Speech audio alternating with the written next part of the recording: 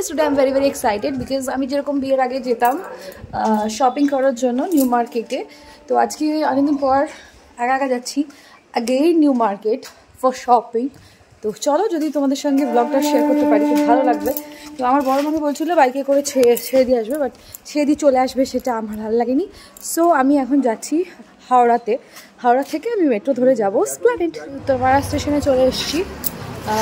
এখান থেকে আমাকে হাওড়াতে যেতে হবে, হাওড়া থেকে আবার যাবো এসপ্ল্যানেড। থেকে চিলি চিকেন আর ফ্রাইড রাইস খেয়ে এসেছি, হেঁটেই যাচ্ছি। ভাবছিলাম ডায়েট স্টার্ট করবো, বাট অনেকগুলো বিয়েবাড়ি আছে, সো বিয়েবাড়িগুলো হয়ে যাওয়ার পরে ডায়েট করবো। হাওড়াতে দেখো কত ভিড়। চলো এবারে যাওয়া যাক মেট্রো স্টেশন। আমার একা ট্রাভেল করতে ভালোই লাগে, সিম্পল ট্রাভেল হলে, আর কিছু শপিং করার থাকলে তো আরোই ভালো লাগে। চলো মেট্রো স্টেশনে গিয়ে দেখা হচ্ছে। হাওড়া মেট্রোতে, আর এসপ্ল্যানেড যাওয়ার মেট্রো 51-তে আছে, আর এখন বাজে হচ্ছে 46, যদিও সেটা পাবো না।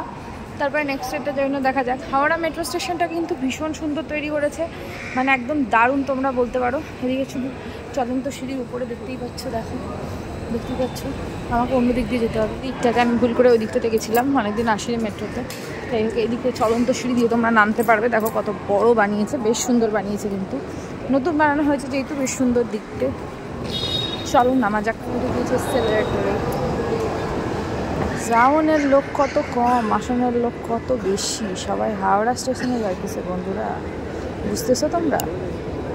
ওইদিকে একজন আছে, আর এদিকে একজন দুজন, আর আমি, আর এদিকে লোক যাচ্ছে। দেখছো বেরানোর লোক কত বেশি এ নিতে। ওই দিকটা ফাঁকা, ওই দিক দিয়ে যাচ্ছে নাকি। তোমরা সিঁড়ি দিয়েও আসতে পারো, দেখো কত বড় বড় সিঁড়ি। টিকিট কাউন্টার, বাট এখানে ভিডিও তোলা ইজ নট অ্যালাউড, ঠিক আছে? এই জন্য আর বেশি ওপেনলি তুলছি না।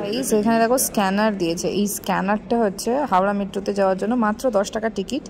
তো হাওড়া মেট্রো থেকে আমরা এসপ্ল্যানেড যাব মাত্র 10 টাকায়, এবং গঙ্গার তলা দিয়ে যাবো গাইস। গঙ্গার তলা দিয়ে গাইস, দেখো কি পরিমাণে ভিড়। এদিকে তো ভিড়, এদিকটা ফাঁকা। আমরা সিঁড়ি দিয়ে যদি উঠতে চাও উঠতে পারো। এদিকে তো ডাবল ভিড়, বুঝতেই পারছো। সিঁড়ি দিয়ে একজন দুজন যাচ্ছে, আর এখানে এতজন যাচ্ছে, বুঝতে পারছো? তোমাদেরকে দেখাই, দেখো এইটা পুরো ফাঁকা, ঠিক আছে?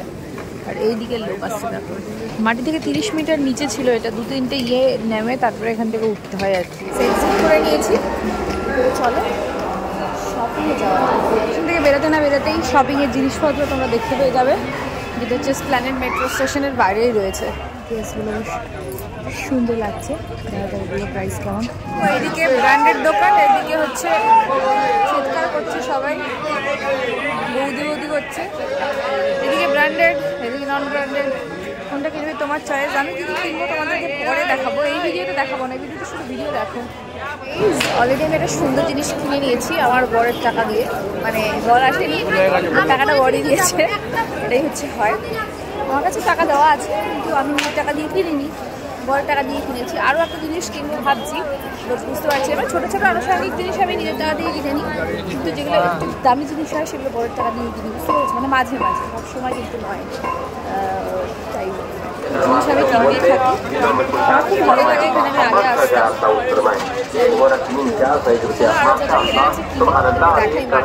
দেখো এসপ্ল্যানেডের মার্কেট, অনেক কম দামি জিনিসপত্র তোমরা পেতে পারো, দামি জিনিসপত্রও পেতে পারো। খুবই ভালো লাগে এখানে আসতে। আমার তো ঘুরতেই বেশি ভালো লাগে, তাও আমার কেনারও আছে, যেগুলো নিউ মার্কেট ছাড়া কোথাও পাওয়া যায় না। মেকআপ কসমেটিক্স আমি সব নিউ মার্কেট থেকে কিনি বেশিরভাগ, তবে ফুড থেকে নয়, মার্কেটের ভেতর থেকে।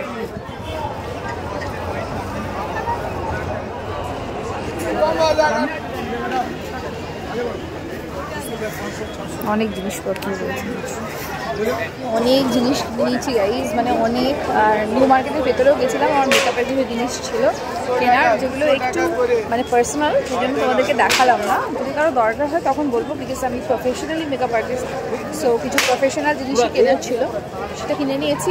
চলো আরও কিছু কেনা যায় কিনা দেখা যাক। চলো, আমি একা আসি না, কারণ আমি একা আসলে আমার নিজের টাকা তো যাই, আমার বড় আমাকে যদি কিছু হাত খরচের জন্য টাকা দিয়ে থাকে সে টাকাও আমি শেষ করে ফেলবো, মানে আমার এখন কিন্তু যেতেই ইচ্ছে করছে না। যদি অনেকজন মিলে আসতাম ততক্ষণে বাড়ি চলে যেতাম, কিন্তু হচ্ছে গিয়ে অনেক জিনিস কিনে নিয়েছে হাত ভর্তি, বাড়ি যেতে ইচ্ছে করছে না। তাও এসেছি, মানে সকাল থেকে না দুপুরে খাওয়া দাওয়া করে এসেছি, তো এখন তার সন্ধে হতে চললো, এখনও পর্যন্ত আমার জিনিসপত্র কেনা শেষ তো হয়ে গেছে, তাও আমি এখানে ঘুরছি। তো দেখা যাক যে আরও কী কিনি, আরও আমার বাকি আছে জিনিসপত্র কেনা, ঘুরতে যাবো।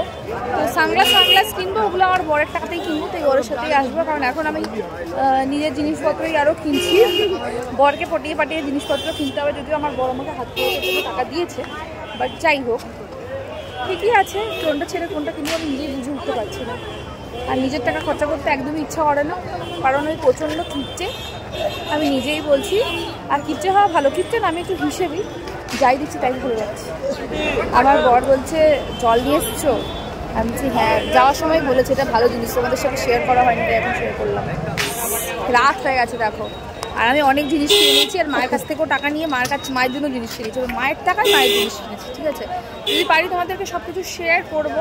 কারণ চলো একটু আইসক্রিম খেয়ে নিই, আর আমার ফোনটা ঝাপসা দেখাচ্ছে না, তেল লেগে গেছে, আর দুটো হাত এতই জড়ো যে আমি মানে এটাকে ক্লিয়ার করতে পারছি না আর কি। চলো এরপরে বাড়ি যাওয়ার পালা। অনেক জিনিস কিনে নিচ্ছি, অনেক কিনে নিচ্ছি, আইসক্রিম এটা খাবো, তারপরে আমি চলে যাবো, কারণ নাহলে আমার সব টাকা শেষ হয়ে যাবে আজকে। হয়ে গেছে আর না, এবারে আমাকে যেতে হবে বাড়ি, কারণ হচ্ছে পুরো রাত হয়ে গেছে, ঠিক আছে।